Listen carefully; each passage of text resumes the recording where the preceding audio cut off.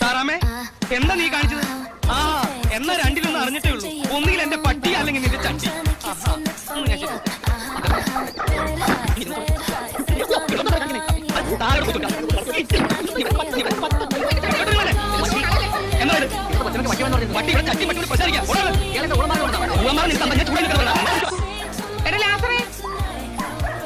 എന്താ അമ്മേ നീലഗിരി കൊണ്ടുവന്ന വണ്ടർ മാജിക് എന്തിയടാ?